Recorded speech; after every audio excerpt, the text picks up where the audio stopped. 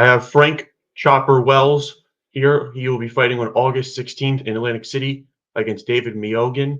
And so my first question is, how has your training camp been going? It's been going really, really well. Um, got this is David's a new opponent now, but I got the date originally for this fight like 7 weeks ago, and I had already been training pretty hard, so um, pretty solid build up right now. Feeling really, really good shape. And how excited are you to be fighting on this card? Extremely. I haven't had a fight in about 8 months. I was supposed to fight a few months ago. Took an injury. Then I was trying to get on another card, so I just been like chomping at the bit, ready to get fighting again. And what is your inspiration going into this contest? I just want to make the best. Sorry, there we go. Get the notifications off. Um, I just want to make the. I want to show the improvements that I've been making over the last year or so. Again, I feel like I've gotten significantly better since the last time that I've competed. Um, I haven't had this much jump in skill in this period of time in a few years, so I'm really excited to showcase that. And I see you're the owner of Evergreen Nutrition, like a nutrition. Yes, sir. How has that helped you in your fighting career? Well, so it was just a way to make some income that doesn't involve me getting smashed by pads or showing up to the gym every day. Um, and nutrition something that I've always had an interest in for myself and keep myself in shape and making weight easily and all that stuff. So now primarily what I do is help fighters make weight, and I work with some regular folks as well on just being living a healthier lifestyle. But the primary focus is getting fighters on weight for competition. And the follow-up question is for making weight for fights, like how important is that for you? Because that's how you make your money wise and stuff, but how important is for being like a professional wise and making weight and having this as like a source of like using this as like a an asset wise. Well, I mean, it's one, it doesn't look good if I'm saying, "Hey, I'm going to help you make weight," but I don't know how to do it. So, pretty important for myself to be able to do it from that standpoint. Also, it's half the contract. It's as much of the contract as me showing up in the cage. So, Mhm. it's just part of the gig. So, obviously nobody likes cutting weight and having to get all skinny and stuff and eat less and train more and all that, but it's like it's part of the job. And so I take it very seriously. And if people are showing up on August 16th watching for the first time, what would if you could describe your fighting style using one word, what would it be and why? What I always put down on my contract when they ask for my style is anti-style. So just what I think what I think of when I say that is I see my opponent, I see what they are best at, and I make them fight somewhere else. I make I do what I can to make everybody fight their B game, and give them the hardest time possible.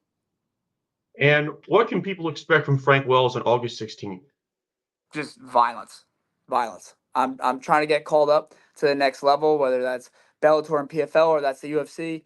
All those big shows, guys, the promoters have made it very, very clear that they're looking for guys with finishes on their record. So that's what I'm trying to add to my record. Is I'm looking to punish every single mistake that this guy makes on his own and the ones that I create for him. And what does it mean to be fighting in your because you're from New Jersey? Yep. What does it mean to be fighting in your backyard in Atlantic City and being a part of this event? This is my favorite place to fight at. One, the Hard Rock itself is beautiful. CFFC always puts on a great promotion, so the product looks very good. So when you have friends and family come, it really feels professional. And again, everybody always packs the house when we go to Atlantic City. And a lot of guys that I cross train with at Dante Rivera's and Nick Catone's are always on this card as well. So it's like we have a little gang in the back, just waiting to go out and scrap, and it feels really fun. And your nickname is Chopper. Sure And is. what's the is there a backstory behind that? Is there is there like how did you get that nickname? Well, my coach likes to make a joke of it that in my very first amateur kickboxing fight, I threw a kick and I fell over, and he's making fun of me for that. But then it really stuck because I hurt people real bad when I kicked them. It's like I'm chopping them down, I'm chopping them in half. Like the power is felt. So yeah, that's why it's stuck for sure.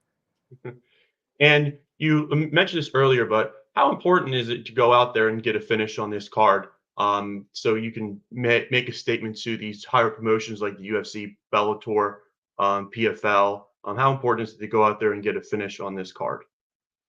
Extremely. That's really the only form of victory that I'm seeing. Like if I go and decimate him for 15 minutes, or it's a back and forth, or whatever it is, and it goes to 15 minutes, that's all good and well. But the only real success is that I go out and get a finish. And this guy's undefeated. Every fight he's had so far is a finish. So when I start stifling him and making his life hell and really hurting him, and then eventually try to get him out of there, that's what I think will be most impressive. And I think that'll bode really well for me on my resume. And you had an opponent change for Yeah. this one. You were supposed to be fighting Roman, and then now you're fighting David. How is the mentality of that? Because sometimes when fighters take on fights with different opponents, it could be a little bit challenging for them to get used to a different style of opponent. So, how is your mentality going to this now that your opponent has changed? So typically I'm like a big like study film guy. Uh, but for Roman, he really didn't have much film. He had like a couple fights out there from like 3 or 4 years ago when he was living in a different country, training at a different gym. So I was not very concerned with what he was going to do so much, and it's going to be the same for David. He has more recent fights, but 2 weeks is not really a lot of time to like formulate a game plan and do all this drilling that I typically do. It's making my weapons as sharp as possible, and then go in there and dice him up when he stands in front of me. And for your coaches and your training partners, what has been the biggest piece of advice that they've given you during this training camp? Um, that's a good question.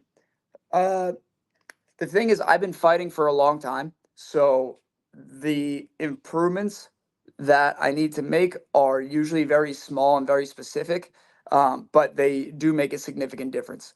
So, without going into specifically what I've been working on, we have been fine tuning like some small parts of my game that aren't my sharpest, and then again, really sharpening them, and they put me in position to win and win violently.